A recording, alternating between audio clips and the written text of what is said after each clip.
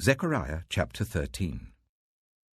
On that day, a fountain will be opened to the house of David and the inhabitants of Jerusalem, to cleanse them from sin and impurity. On that day, I will banish the names of the idols from the land, and they will be remembered no more, declares the Lord Almighty.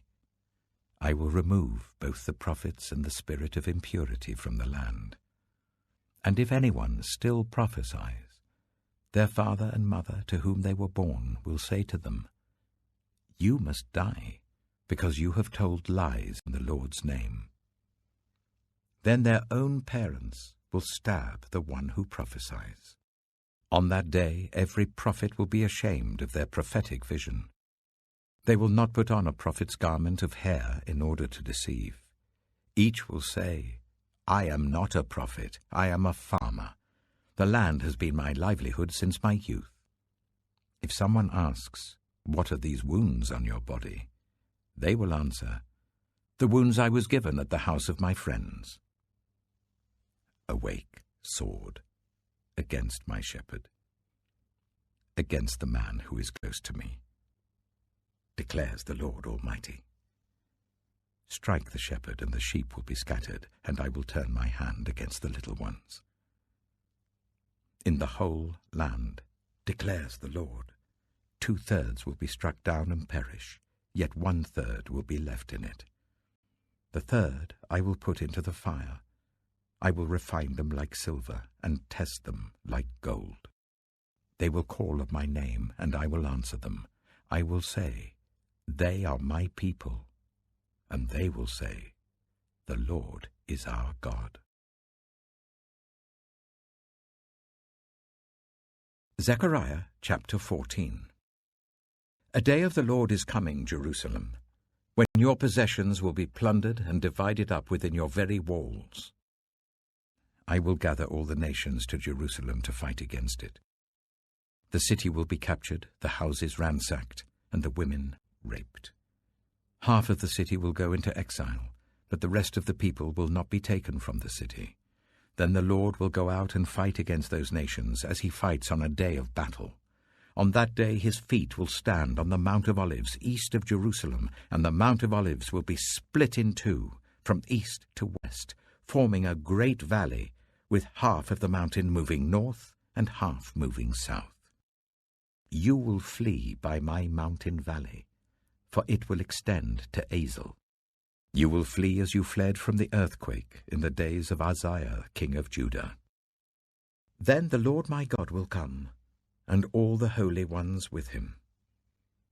On that day there will be neither sunlight nor cold, frosty darkness. It will be a unique day, a day known only to the Lord, with no distinction between day and night. When evening comes, there will be light. On that day living water will flow out from Jerusalem, half of it east to the Dead Sea, and half of it west to the Mediterranean Sea, in summer and in winter. The Lord will be king over the whole earth. On that day there will be one Lord, and his name the only name. The whole land, from Geba to Rimmon, south of Jerusalem, will become like the Arabah. But Jerusalem will be raised up high from the Benjamin gate to the site of the first gate, to the corner gate, and from the tower of Hananel to the royal wine presses, and will remain in its place. It will be inhabited, never again will it be destroyed. Jerusalem will be secure. This is the plague with which the Lord will strike all the nations that fought against Jerusalem. Their flesh will rot while they are standing on their feet, their eyes will rot in their sockets, and their tongues will rot in their mouths. On that day, people will be stricken by the Lord with great panic. They will seize each other by the hand and attack one another. Judah too will fight at Jerusalem. The wealth of all the surrounding nations will be collected, great quantities of gold and silver and clothing. A similar plague will strike the horses and mules, the camels and donkeys, and all the animals in those camps.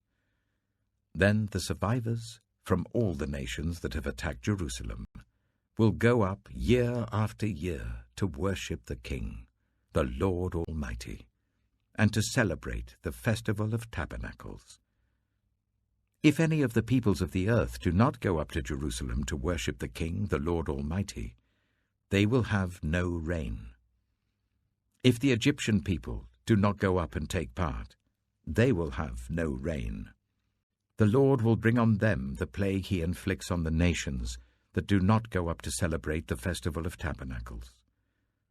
This will be the punishment of Egypt and the punishment of all the nations that do not go up to celebrate the festival of tabernacles. On that day, Holy to the Lord will be inscribed on the bells of the horses, and the cooking pots in the Lord's house will be like sacred bowls in front of the altar.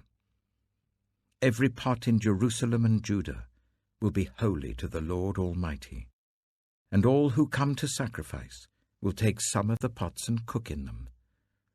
And on that day there will no longer be a Canaanite in the house of the Lord Almighty.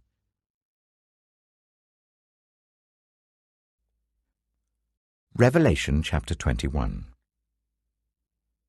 Then I saw a new heaven and a new earth. For the first heaven and the first earth had passed away, and there was no longer any sea. I saw the holy city, the new Jerusalem, coming down out of heaven from God, prepared as a bride beautifully dressed for her husband.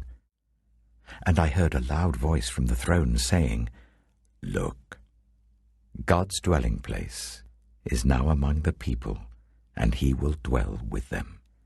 They will be his people, and God himself will be with them and be their God.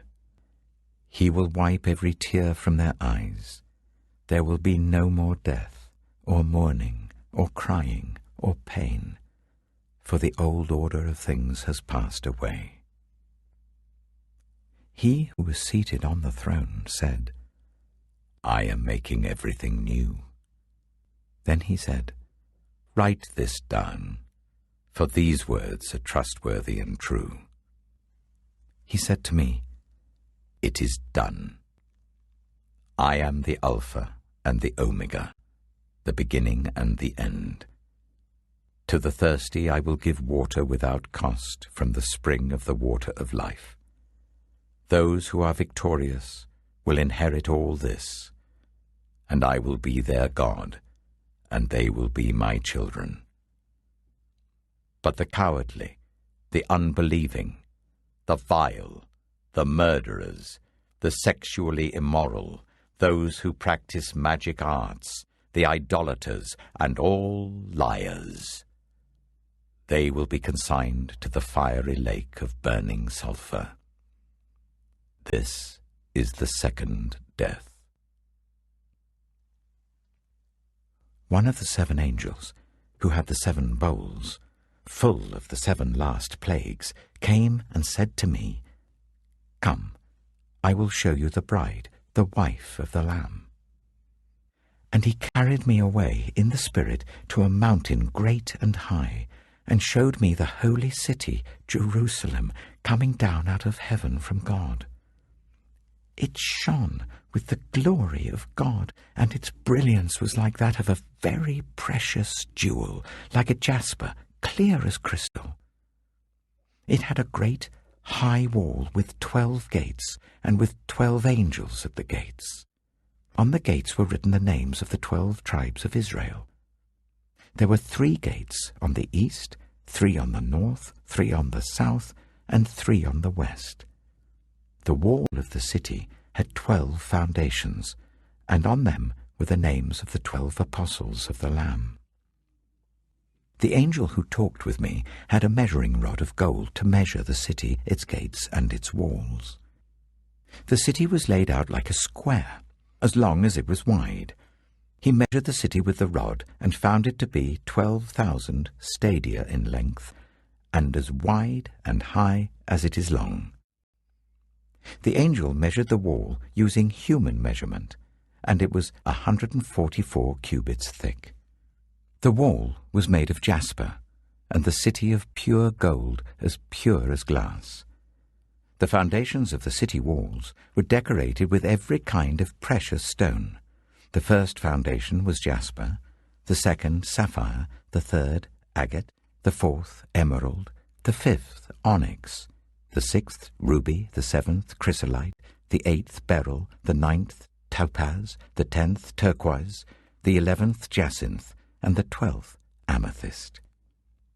The 12 gates were 12 pearls, each gate made of a single pearl. The great street of the city was of gold, as pure as transparent glass. I did not see a temple in the city, because the Lord God Almighty and the Lamb are its temple. The city does not need the sun or the moon to shine on it, for the glory of God gives it light, and the Lamb is its lamp. The nations will walk by its light, and the kings of the earth will bring their splendor into it. On no day will its gates ever be shut, for there will be no night there. The glory and honor of the nations will be brought into it. Nothing impure will ever enter it, nor will anyone who does what is shameful or deceitful, but only those whose names are written in the Lamb's book of life.